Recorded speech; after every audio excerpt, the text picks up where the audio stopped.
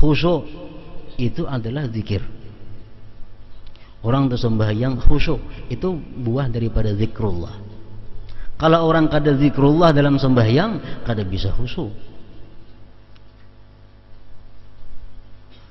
Allah memerintahkan kita sembahyang apa? Li zikri, supaya kita ingat lawan Allah.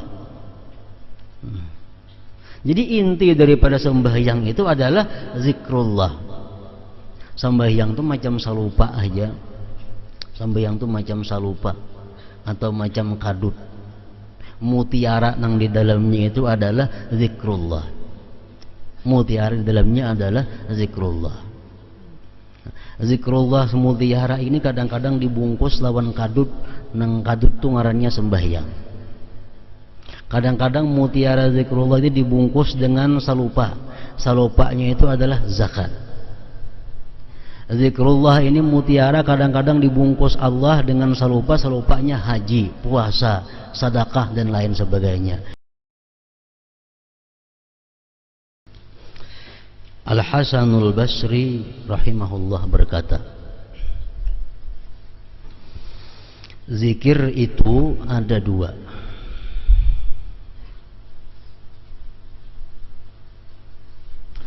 Zikrullah yang kamu lakukan sendiri.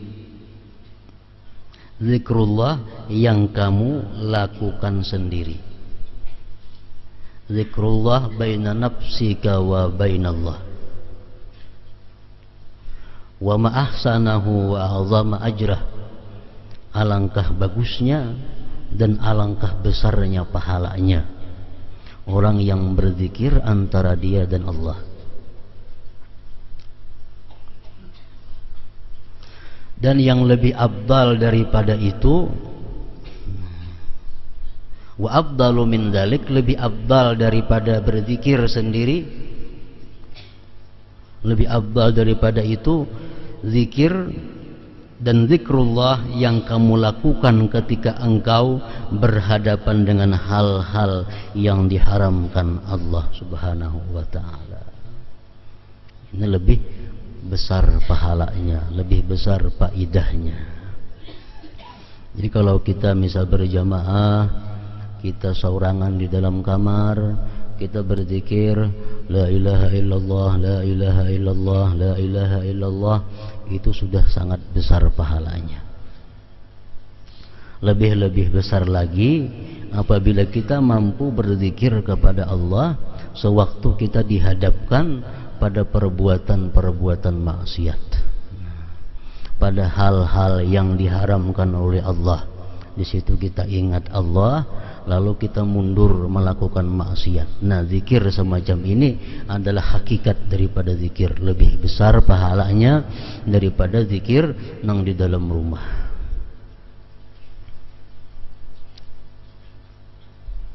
Banyak diceritakan di dalam hadis-hadis Rasulullah sallallahu alaihi wasallam tentang keutamaan orang-orang yang begitu dihadapkan kepada maksiat, dia ingat Allah lalu dia mundur daripada maksiat.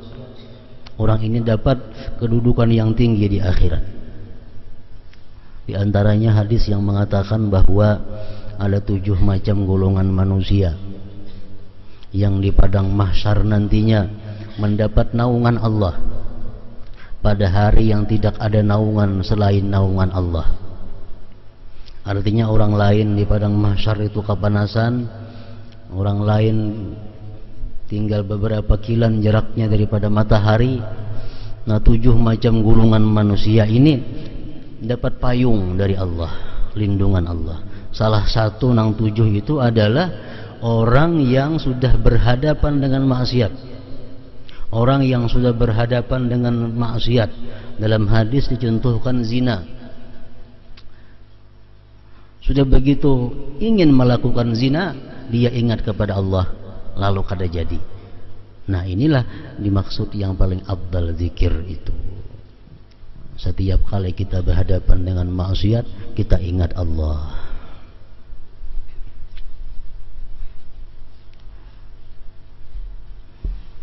Dalam Al-Quran firman Allah Subhanahu wa ta'ala menyatakan, innal ladzina taqaw idza massahum dhaifum minasyaitan tadzakkaru fa idza hum mubsirun. Sesungguhnya orang-orang yang takwa, apabila datang kepada mereka itu ajakan dari syaitan, orang-orang yang takwa datang godaan daripada syaitan, tazakkaru, mereka ingat kepada Allah. Mereka ingat kepada Allah. Karena syaitan itu sebagaimana disebutkan minggu dahulu, apabila kita berzikir, syaitan lari. Bila kita berzikir, syaitan lari. Syaitan berjauh daripada kita. Nah, orang-orang yang takwa dijelaskan oleh Allah, bila mana digoda oleh syaitan, mereka ingat kepada Allah. Fa idza hum mubsirun, maka pada ketika itu mereka bisa melihat kembali jalan yang benar. Mereka bisa melihat kembali jalan yang diridai Allah Subhanahu wa taala. Nah, jadi ini ayat Quran mengungkapkan tentang pertama keistimewaan zikrullah, orang yang berzikir kepada Allah. Di waktu kita menghadapi hal-hal yang haram, dituntut kita berzikir agar kita diberi kemampuan menjauhi yang haram. Di waktu kita berhadapan dengan hal-hal yang syubhat, hal-hal yang kita belum tahu apakah ini halal atau kada, kita ingat kepada Allah, kita terpelihara daripada hal-hal yang haram. Akan diberitahukan kepada kita yang halal dan yang haram. Ya, padahal dahulunya adalah samar. Ada perbuatan atau pekerjaan, bolehkah ini, kadakah, bolehkah, kadakah. Bahwa beringat lawan Allah, bahwa berzikir, Allah akan memberi kita jalan bahwa ini boleh atau kada. Kalau itu boleh, Allah berikan kita ilmu bahwa itu boleh. Kalau itu kada boleh, Allah berikan kita ilmu itu kada boleh. Nah, sama halnya menghadapi yang syubhat, menghadapi hal yang belum jelas halal haramnya, kita berzikir kepada Allah, kita diberitahu oleh Allah bahwa ini haram atau ini halal. Fa idza hum mubsirun, maka ketika itu mereka bisa melihat yang mana yang benar, yang mana yang salah.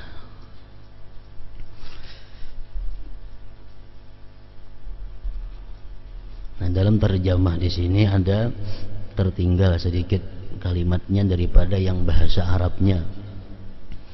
Al-Hasanul Basri rahimahullah berkata, zikir itu ada dua. Zikrullah yang kamu lakukan sendiri, alangkah besar pahalanya dan bagus pahalanya. Tak tinggal nitunya. Zikrullah yang kamu lakukan sendiri, alangkah besar dan bagus pahalanya. Dan yang lebih besar daripada itu, zikrullah yang kamu lakukan ketika engkau berhadapan dengan hal-hal yang diharamkan Allah. Nah, itu aturannya, terjemahnya.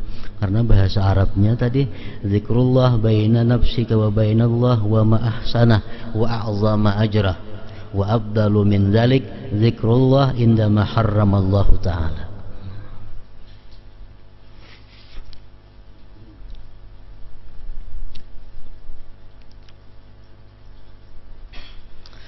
Ingat kepada Allah, zikrullah bukan hanya zikrullah itu kita menyebut atau mengingat la ilaha illallah, bukan hanya terbatas itu. Kita mengingat sesuatu yang disuruh Allah mengingatnya, termasuk zikrullah. Kita mengingat sesuatu yang disuruh Allah mengingatnya, termasuk zikrullah. Contohnya sabda Rasulullah, aksiru zikra hazimil lazzat, banyak-banyaklah kalian mengingat kematian. Nah, kalau kita mengingat kematian, termasuk zikrullah. Kenapa? Karena mengingat itu disuruh oleh Allah.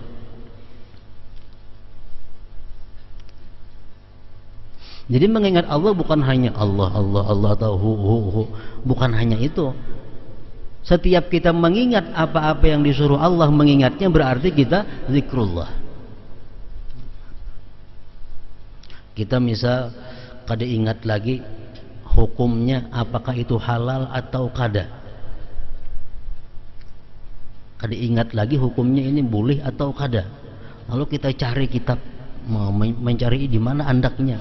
Nah, kita mencari kitab untuk mendapatkan itu ada termasuk zikrullah. Kenapa? Karena mengingat hukum Allah. Kita mengingat dosa-dosa kesalahan kita yang telah lalu. Berapa banyak maksiat yang kita lakukan terhadap Allah, berapa banyak kezaliman yang kita lakukan terhadap manusia. Kita ingat-ingat, dulu aku pernah menggibah si fulan, dulu pernah aku menganjur atar si fulan, dulu pernah aku mendustai si fulan, dahulu aku pernah macam-macam dengan si fulan. Nah, mengingat itu lalu membuat kita minta ampun kepada Allah, membuat kita jatuh diri kita di hadapan Allah. Nah, ingat-ingat seperti itu termasuk zikrullah juga, termasuk zikrullah. Kita mengatakan, aku ini lawan siapa ada berhutang, lawan si anu adakah aku hutang, lawan si anu adakah aku hutang, lawan si B adakah aku hutang, termasuk mengingat Allah juga ngarannya. Kenapa? Karena mengingat hutang itu termasuk diperintahkan oleh Allah Subhanahu wa taala. Jadi kada sepindik pengertian yang dimaksud lapasnya zikrullah, mengingat Allah itu Allah ingat situ, kada. Luas makna daripada zikrullah.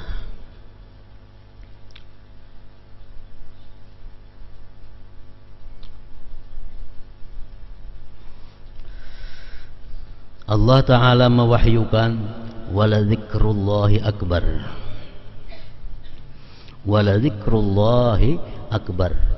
Lancak tiap minggu khatib atas mimbar, wala zikrullahi akbar wallahu ya'lamu ma tasna'un, ya khatib. Artinya, dan sesungguhnya zikir kepada Allah itu lebih besar.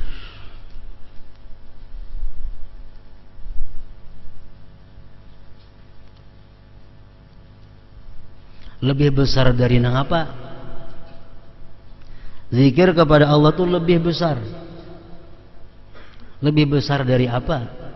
Allah kada menyambung lagi. Allah kada menyambung lagi, besar daripada apa? Kenapa? Karena bandingannya kada cocok lagi. Zikir itu adalah zikrullah lebih besar, sangat besar. Akbar. Sangat besar. Daripada apa? Nah, dari nang apa aja. Karena ini zikrullah sudah sangat besar, nang lainnya nih halus-halus, kada kau lagi disandingakan. Cocoklah misalnya gunung itu lebih besar daripada semut, kan kada mau. Karena kada cocok bandingannya. Kada cocok bandingannya. Gunung lebih besar daripada semut, kada mau. Nah, sama halnya zikrullah ini sesuatu yang sangat besar, lalu Allah kadang menyebut lagi lebih besar daripada apa? Dan sesungguhnya zikir kepada Allah itu lebih besar. Ibnu Abbas radhiyallahu anhu berkata, menafsirkan ayat tadi, wala zikrullahi akbar. Ujar Ibnu Abbas, ayat di atas memiliki dua arti. Pertama, zikrullah, ingatnya Allah kepada kalian itu lebih mulia daripada ingatnya kalian kepada Allah. Kita ingat kepada Allah itu sudah mulia. Kita menyebut nama Allah sudah mulia. Tapi kalau Allah yang menyebut nama kita, Allah yang mengingat kita, itu akbar, lebih besar. Nah, wala zikrullah akbar. Jadi kalau dibaca pengertiannya macam tadi, bahwa menyebutnya Allah kepada kita lebih besar daripada menyebutnya kita kepada Allah, itu ngarannya idafat kepada idafat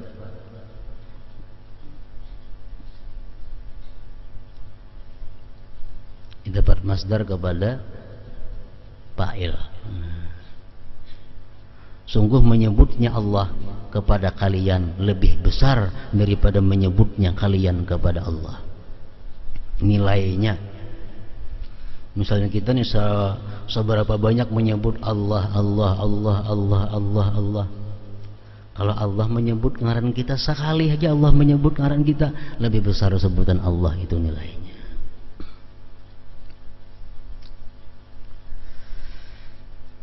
Kedua, artinya wala dzikrullahi akbar tadi bisa juga diartikan zikir kalian kepada Allah lebih agung dari seluruh jenis ibadah lainnya. Zikir kalian kepada Allah lebih agung dari seluruh jenis ibadah lainnya yang tidak ada zikir kepada Allah.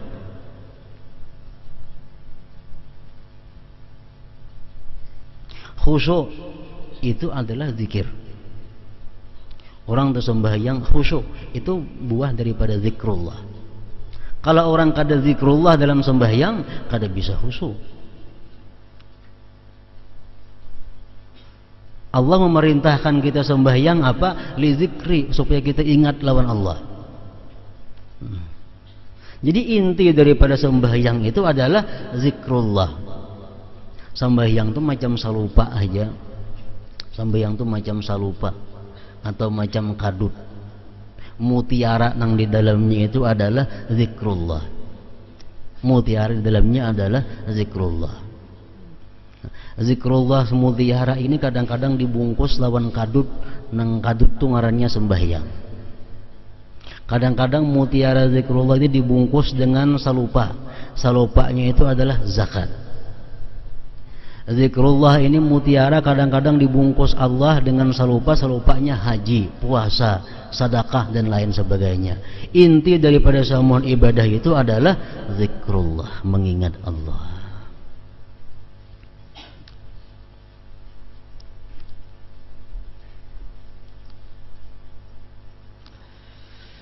Zikrullah, zikir kalian kepada Allah lebih agung dari seluruh jenis ibadah lainnya.